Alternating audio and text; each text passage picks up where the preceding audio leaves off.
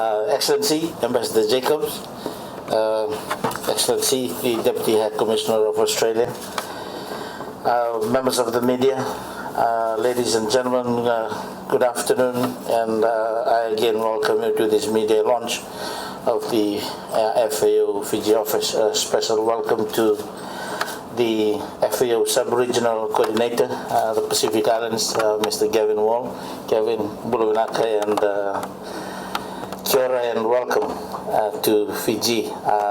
You come at the right time, although challenging time for us as well, and of course we welcome you warmly to Fiji today, and I also welcome all the stakeholders who are here, and particularly the senior management of the Agriculture Ministry as well. In my short address today, let me once again, first of all, acknowledge FAO. It's been 46 years or so since Fiji established relations with the FAO.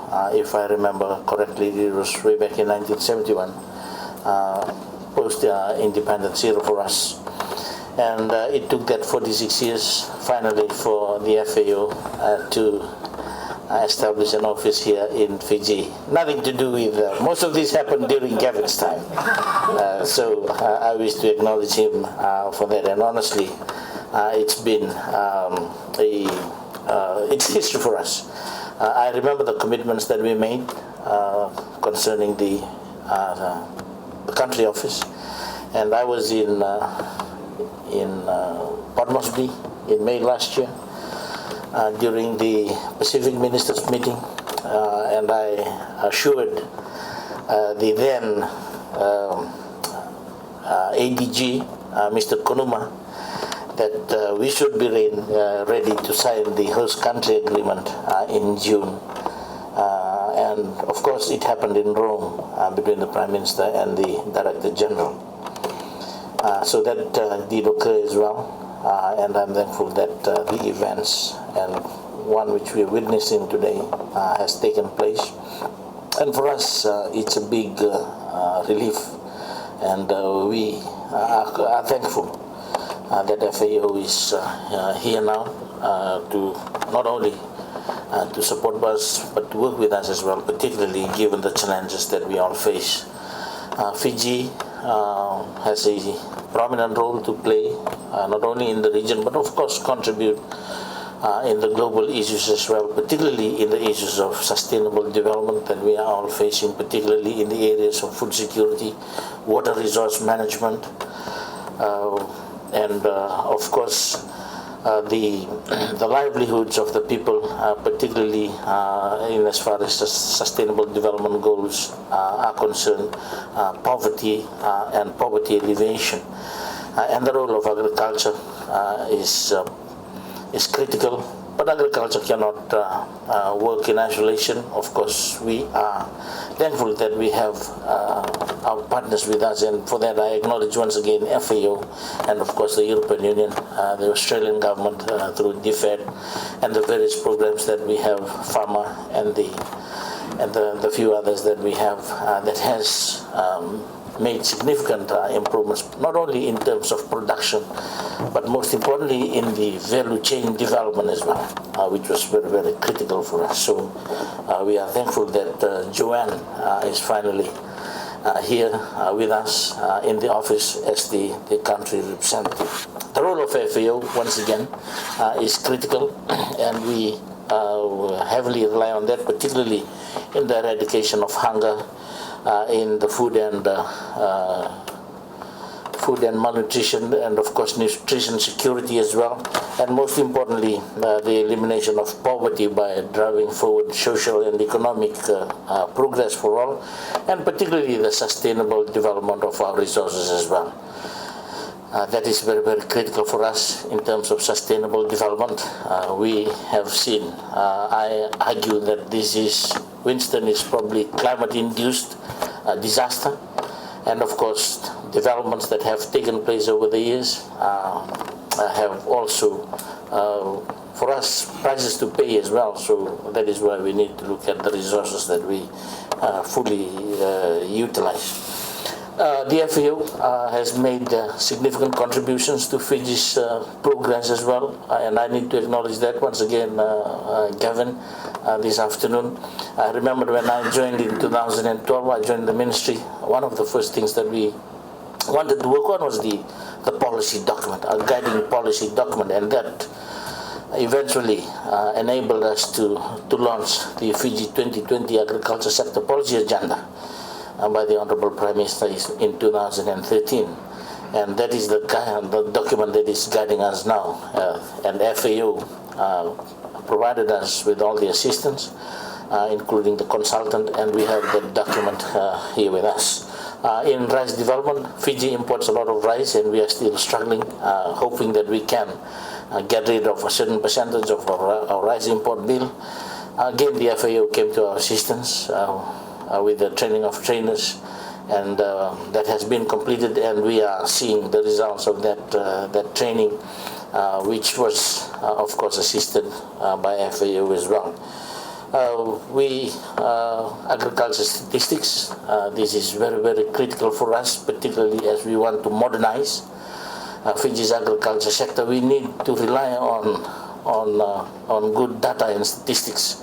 And for us, that was an issue. And again, we came to FAO for the assistance, and the whole of last year, we were working on our agriculture statistics, rural agriculture and statistics data. And we are thankful that that is still continuing. And of course, the Pacific community has come into our assistance as well for the continuation of that program. And I know now that the value chain analysis, not only for Fiji but the region, that's critical. And we hope that these programs will bring in the very much needed changes, and of course the progress that we need in our agriculture sector. For us, very briefly, and I'll close here, we have lost a lot during Cyclone Winston. More than $200 million worth of damage and losses. And of course that PDNA, the Post-Disaster Needs Assessment exercise, is ongoing, and that will be the guiding document for the long-term recovery and rehabilitation. But for us now, as we are transitioning from the humanitarian assistance and relief phase into the recovery and long-term reconstruction, we want to seize this opportunity, particularly in terms of agriculture, on the livelihoods and the economic well-being of our people. Most of rural Fijians, their livelihood is agriculture, and we fix agriculture, we will address most of the socio-economic issues that we face in Fiji. And I have just moved back to the office yesterday, putting on my agriculture minister cap so that we can also start driving on this recovery process, seizing the opportunity that's before us. And again, for that, we depend on the assistance of our partners. Once again, I wish to acknowledge the European Union